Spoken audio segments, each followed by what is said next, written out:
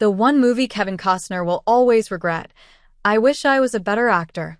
Hello everyone, welcome back to my channel. I hope everyone is having a nice day. If you like the video, please like it and subscribe to the channel to be the first to receive our videos.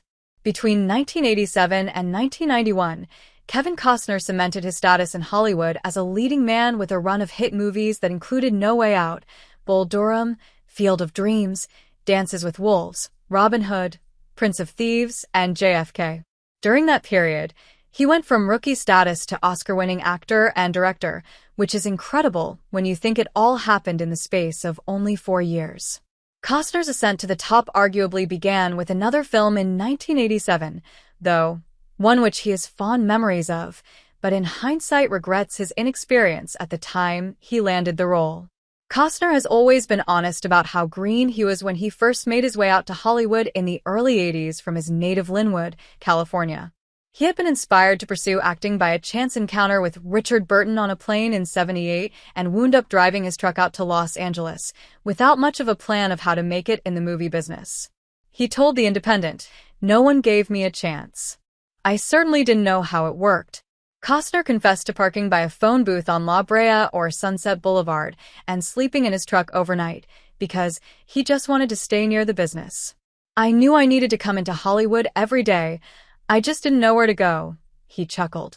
Through sheer force of will and a single-minded focus on his goal, the young star soon fumbled his way into small parts in movies like Sizzle Beach USA and Night Shift before the 1985 Western Silverado helped him break out.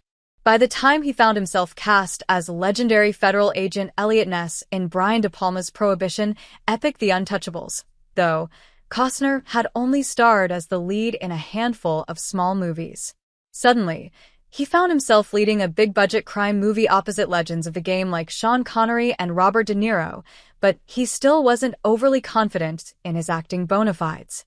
He needed help if he was going to keep his head above water.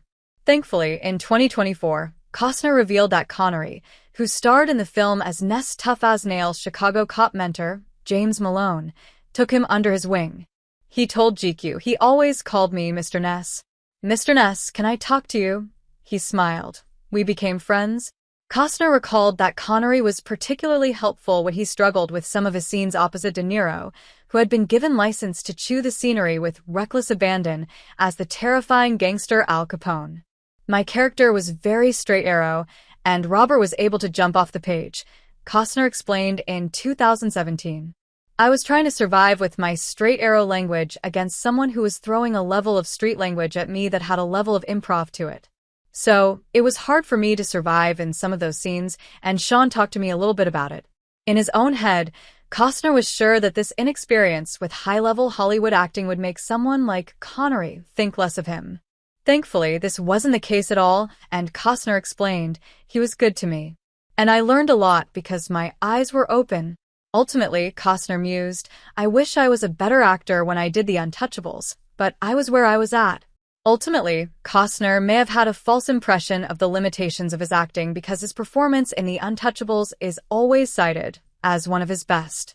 For his part, Connery always maintained the mentor-mentee relationship that defined their characters was reflected in the actors' real-life relationship.